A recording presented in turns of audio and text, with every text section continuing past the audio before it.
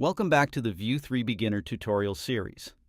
In the previous episode, we learned how to create reusable components and structure our application using Vue.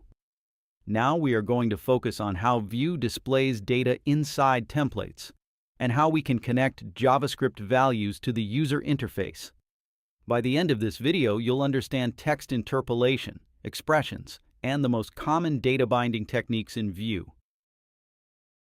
Before we talk about data binding, let's quickly revisit what a template is.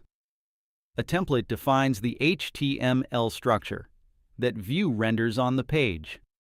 So far, we've only used static templates, but Vue allows us to make them dynamic by connecting them to JavaScript data. The simplest way to display data in Vue is called text interpolation. It uses double curly braces, often called mustache syntax. Anything inside these braces is evaluated and displayed inside the template. Here we define a simple JavaScript variable called username. We then display its value inside the template using double curly braces. When Vue renders this component, the value of the variable is inserted into the HTML. Interpolation is not limited only to variables.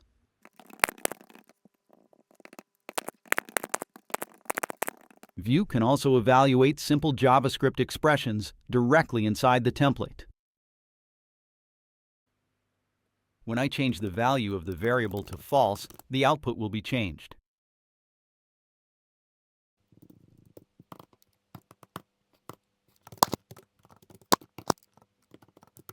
And here we are doing basic math, transforming a string, and using a conditional expression. Templates should stay simple, but small expressions like these are perfectly fine. Interpolation works for text content, but HTML elements also have attributes. For example, images use the src attribute, and links use href. To bind JavaScript values to attributes, Vue provides the vbind directive.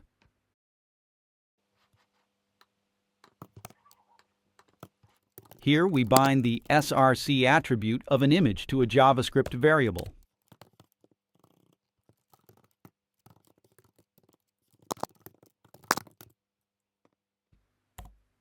When Vue renders the template, it inserts the value into the attribute automatically.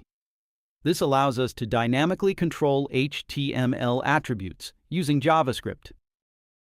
Because vbind is used very frequently, Vue provides a shorthand syntax. Instead of writing the full directive, we can simply use a colon before the attribute name. Both versions do exactly the same thing.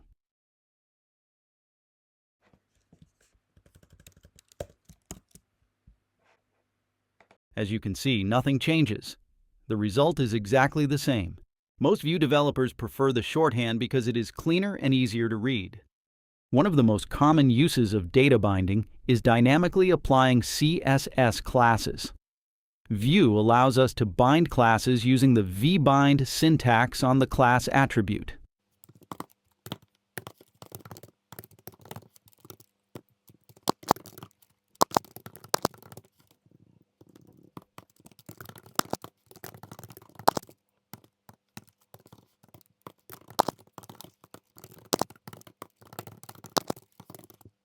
In this example, the element always receives the active class. If I change the value of active to false, the class is no longer applied. This makes it easy to dynamically control the appearance of an element based on your application's state. Later in the course, we will make this dynamic using reactive state. Vue also allows us to bind inline styles dynamically.